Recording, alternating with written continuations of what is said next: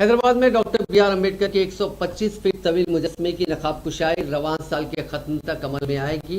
दुनिया भर में बाबा दस्तूर हिंद का इतना तवील मुजस्समा कहीं भी नहीं है, जो हैदराबाद के कल्ब में हुसैन सागर झील के करीब नस्ब किया गया है। वजीर बल्दी नज़्म नस्ब व शहरी तरक्की के.टी. रामाराव ने वजीर समाजी बहबूद कुप्पुला ईश्वर के साथ चारशुबे को कांसे के मुजस्समे की तनसीब के कामों का जायजा लिया, जिस पर 150 करोड़ रुपए का खर्च आ रहा है।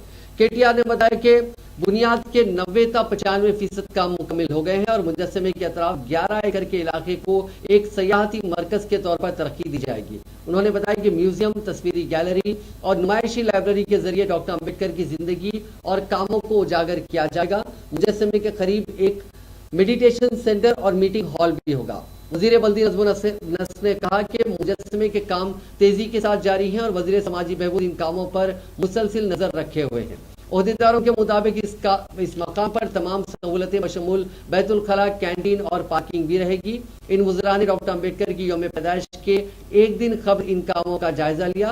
के.टी.आर. ने कहा कि चीफ मिनिस्टर चंद्रशेखर राव समाज के तमाम तबकात के बहबूद के लिए काम करते हुए डॉक्टर अम्बेडकर के नक्श कदम पर चल रहे हैं और डॉक्टर अम्बेडकर के तवील तरीन मुजस्समे की तनसीब ही चीफ मिनिस्टर का एक देरीना ख्वाब है, जिन्होंने 14 अप्रैल 2016 को डॉक्टर अम्बेडकर की 125वीं यौम पैदाइश तकरीब के मौके पर इस प्रोजेक्ट का संग बुनियाद रखा था।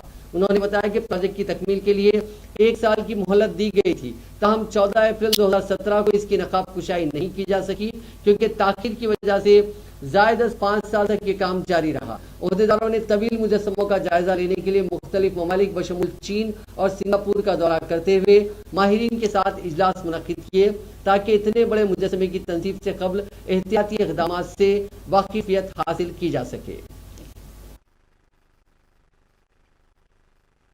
గారి నేతృత్వంలో టీఎన్సీ గణపతి రెడ్డి గారి నేతృత్వంలో చాలా చురుకుగా ఎప్పటికప్పుడు స్వయంగా మంత్రి గారు పర్యవేక్షిస్తూ జరిపిస్తా ఉన్నారు. మరి 55 అడుగుల బేస్ ఏదైతే తయారు కావాల్సి ఉండేనో